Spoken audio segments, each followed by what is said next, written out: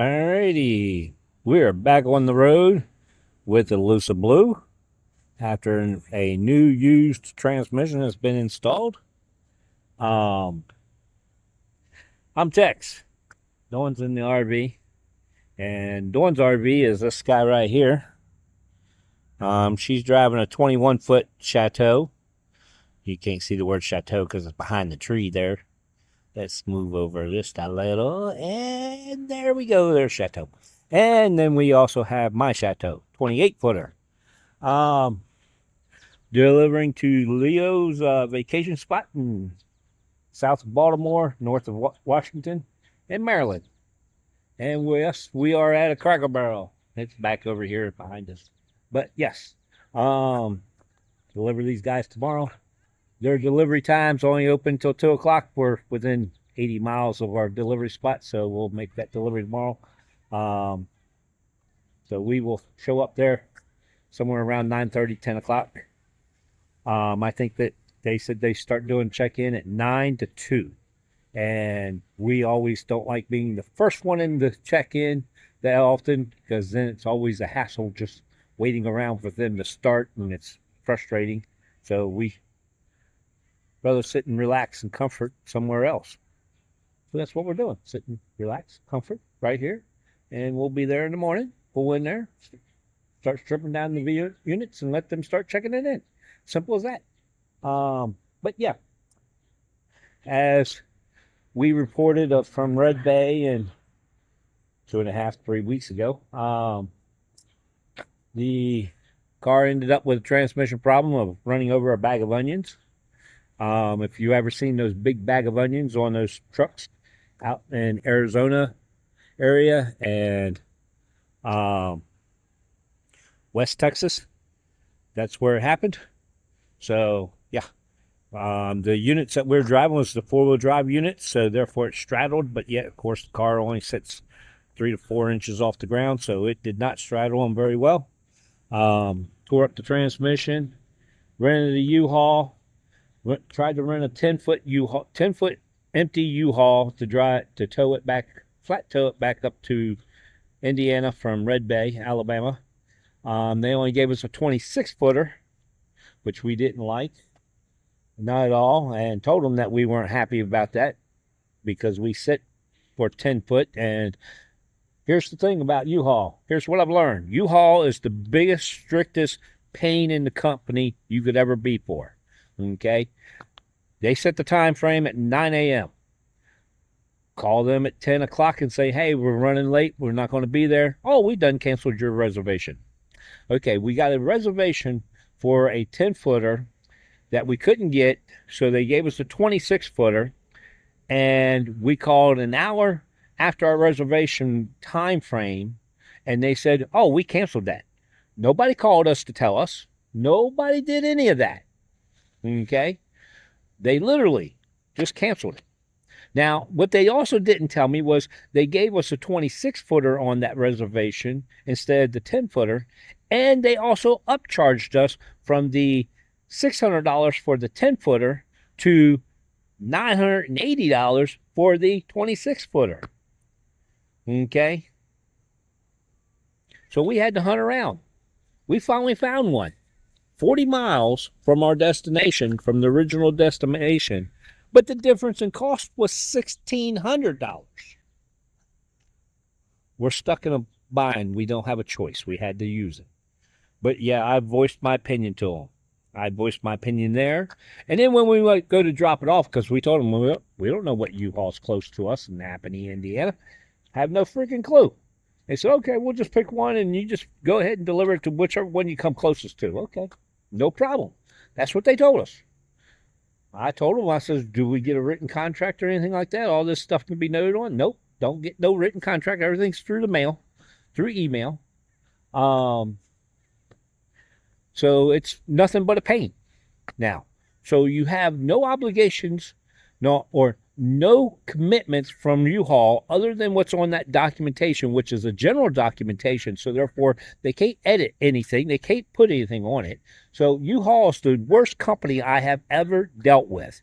And I probably will not be going back to them, even though we've dealt with them probably 7 times in the last No, 6 years.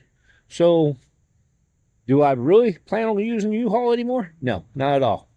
Oh, here was one thing that I thought was kind of comical. They were going to give us $75 off if we would take a tow dolly with us, even though we were going flat tow. They were going to give us $75 off. And I said, well, how much does it cost for us to rent a dolly to go from here, from Red Bay to that location? And they said for you to rent one was going to be $123. I said, well, then why don't you give me the $123 off? No. And things like that. No, can't do that. You want me to take something that you're going to end up charging someone else for to take. So, yeah.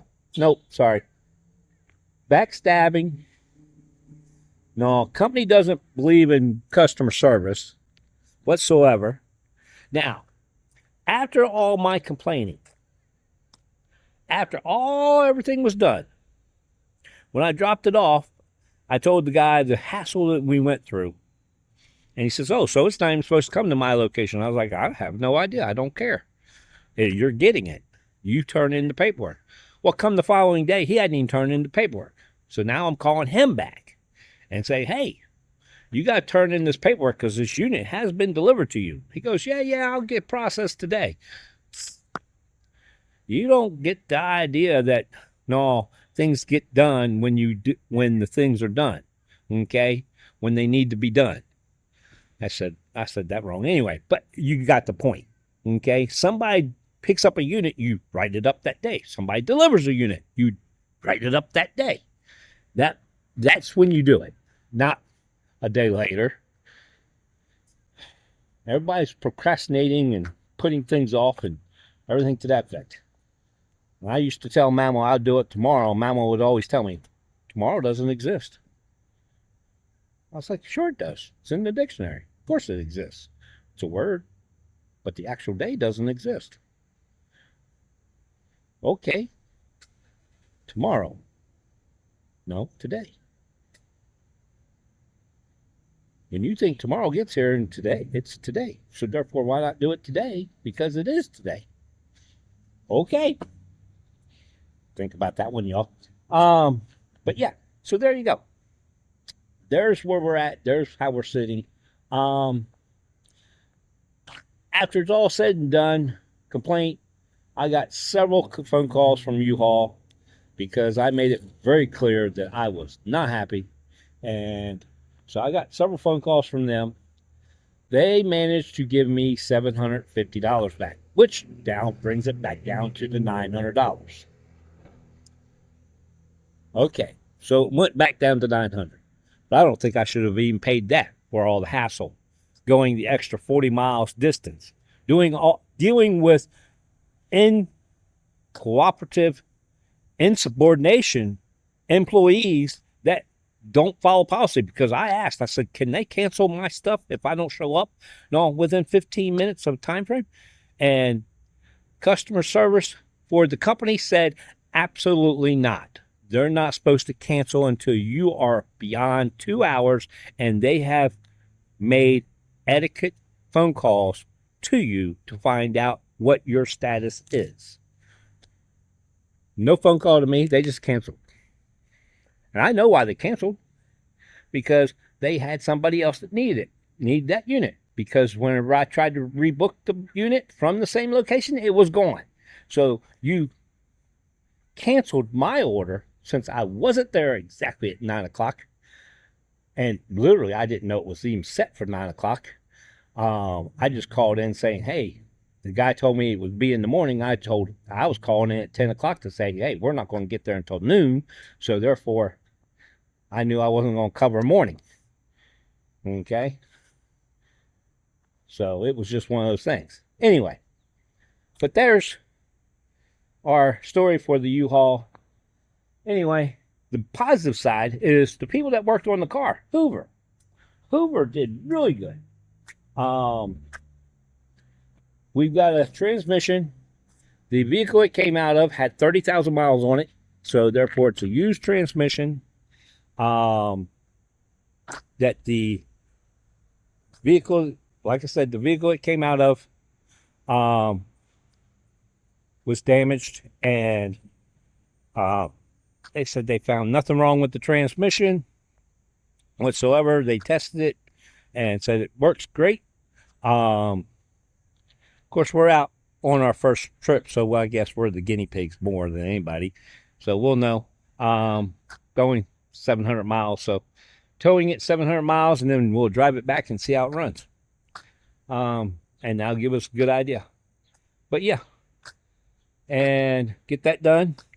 They did real good on that. A couple other things on the unit, on the car that they had to do, they've done. We did run into a power issue. They found that and fixed it. It didn't take much more than a few nuts and bolts to fix.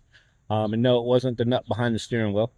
But yeah, the power issue was all in reference to the battery terminals and things like that. So they took care of all that, troubleshot that, and got it fixed. They're troubleshooting Dawn's Hyundai now, that we've had a power issue with also for the last 2 years. To the point to where it was draining the power every time we hooked up the battery. It would drain, and we would be like, okay, what's going on here? And everybody kept on saying it was clock spring.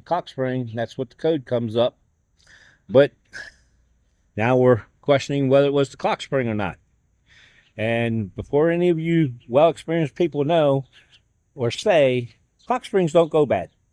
Well, you're right. However, I've had one other vehicle that I found that the clock spring did go bad. It made contact when it wasn't supposed to. So therefore, it drew from the battery. And that's what this one came across, and they said, well, the code says clock spring. Well, the code did say clock spring, because I've seen the code. I ran the code. I mean, I got my own OB2 sensor and reader and all that good stuff, so I could read codes. That's not a problem. But yet, I came across, and yeah, it did not do well. So hence, in either case, we took it in. Hoover's now got it. We'll see what they come up with, and we'll give you an update on that. But yeah, so there's an update where we're at, what's going on. And after this, we'll take 2 more and go somewhere else. Get back on track, go and make some money. We're done spent plenty of it. Transmission, used, installed, $2,700. Hoover Automotive, right outside of Wakarusa, north of Wakarusa. 7 minutes probably from Wakarusa. So yeah, that gives you, they are really good in what they do. They've done really good with the maintenance on the car and getting things taken care of, which is great. We'll see what they do with the rest of the things that I've got to get done. So I still got to get rear shocks and rear brakes done on it. So that still needs to happen over the next few months. All right. Peace, love, and jelly beans, people. Y'all be safe. And like, dislike, like again, subscribe, and confuse the hell out of YouTube with the likes and dislikes and the likes. No, you know how that goes. They'll be like, what? YouTube confused? Hey, they stay confused. Look at all the stuff they got. All right. As I always say, be safe. Peace, love, and jelly beans, people.